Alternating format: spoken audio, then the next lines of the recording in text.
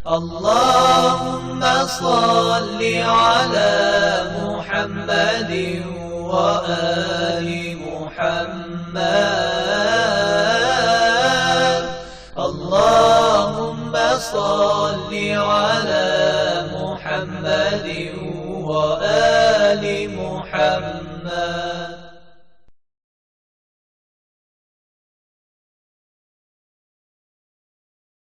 A'udzu billahi minasyaitonir rajim. Bismillahirrahmanirrahim. Alhamdulillahirabbil alamin wassalatu wassalamu ala rasulil a'zam Muhammad sallallahu alaihi wa alihi wasallam wa ala ahli baitihi thayyibin tahirin. Aqulu lakum assalamu alaikum warahmatullahi wabarakatuh.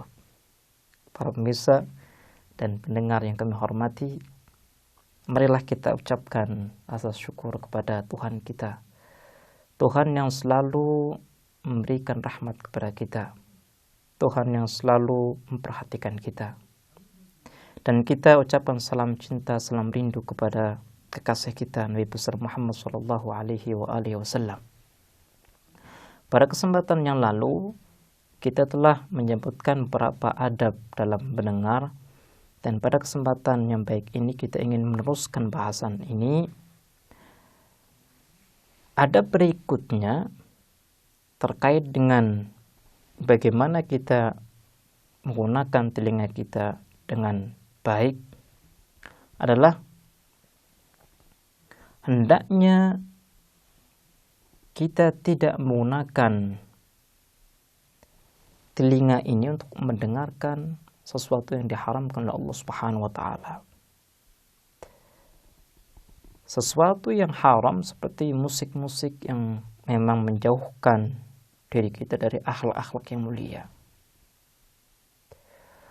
Hal ini merupakan satu persoalan yang diperhatikan oleh para ulama, di mana mereka memberikan wasiat kepada kita, nasihat kepada kita untuk menjauhi musik-musik seperti ini. Musik-musik yang akan mendekatkan kita kepada kerusakan moral, kerusakan jiwa. Islam adalah suatu agama yang sangat-sangat indah, agama yang akan menjadikan kehidupan kita menjadi kehidupan yang suci, kehidupan yang baik.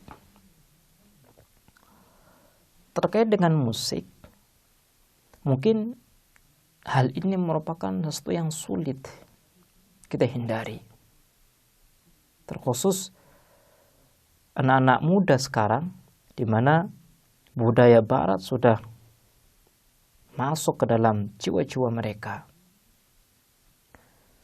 Barat mengatakan bahwa manusia itu bebas. Ketika manusia ini hendak mendengarkan suatu musik, maka suatu agama tidak boleh melarang dirinya. Dengan budaya seperti ini, maka sulit bagi dirinya untuk mengontrol pendengarannya. Karena memang perbuatan itu akan sesuai dengan satu keyakinan, keimanan. Kalau seandainya dia meyakini bahwa manusia itu bebas, maka ia akan melakukan perbuatan sesuai dengan kehendaknya. Kalau kita katakan bahwa ini adalah haram, maka ia akan tertawa. Ia akan menganggap perkataan kita adalah perkataan yang tidak memiliki arti sama sekali. Untuk bisa menyelesaikan perkara ini, maka kita harus perbaiki akidah dan pandangan mereka. Yang namanya hidup itu memiliki tujuan yang jelas. Semua aktivitas kita harus sesuai dengan tujuan kita. Contoh, seseorang yang memiliki tujuan untuk menjadi dokter.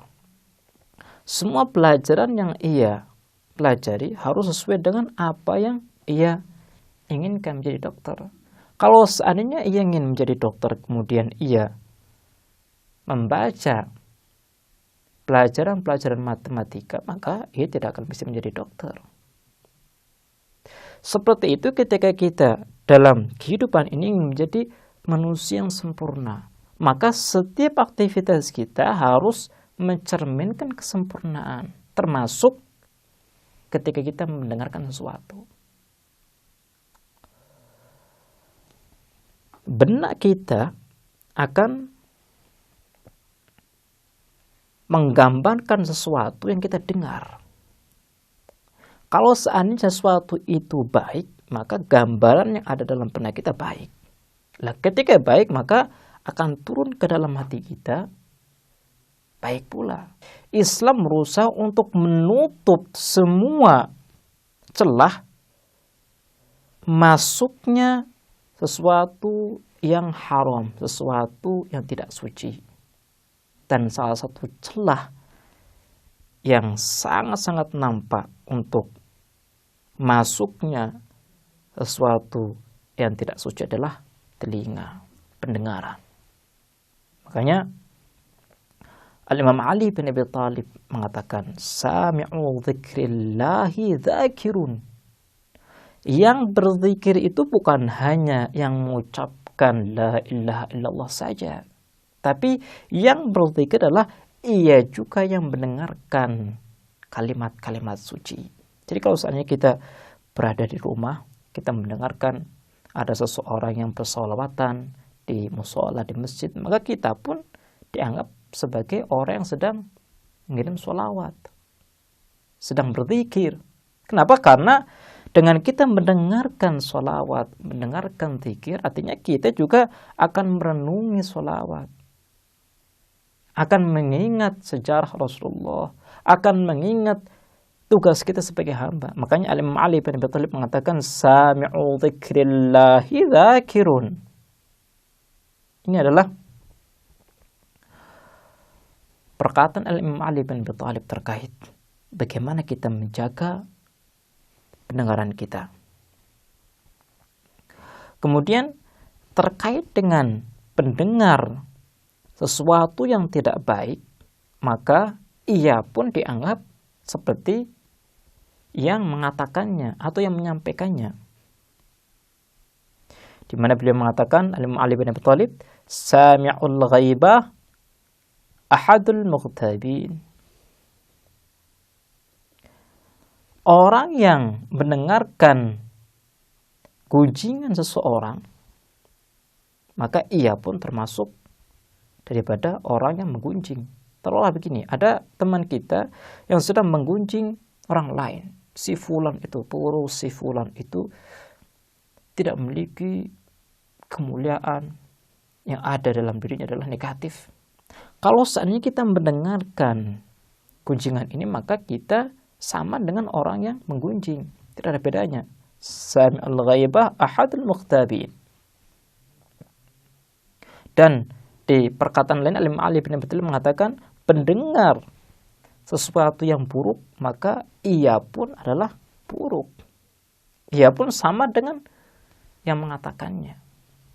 Ini merupakan satu adab yang harus kita jaga bersama. Kemudian adab berikutnya adalah hendaknya kita harus sabar ketika mendengarkan keluhan orang lain. Ini yang kadang sulit. Di saat kita memiliki banyak problem, di saat kita memiliki banyak masalah, ada seseorang yang ingin curhat dengan kita, ingin meminta solusi dari kita.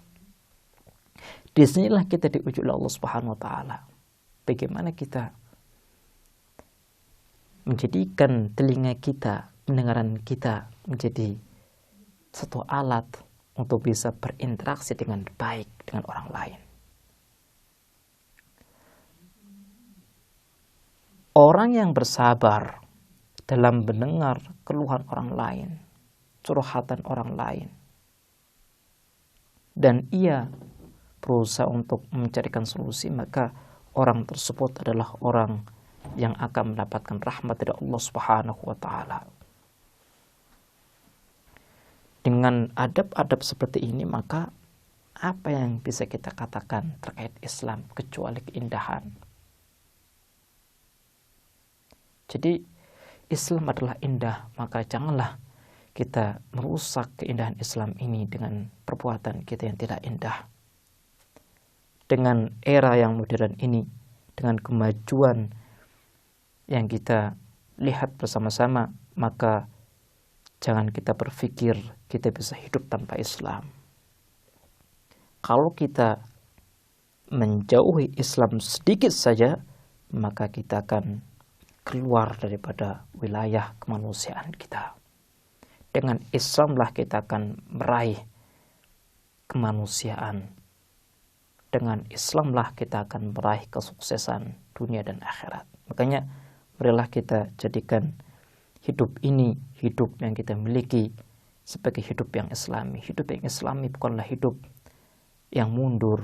Hidup Islami adalah hidup yang maju, yang berkembang.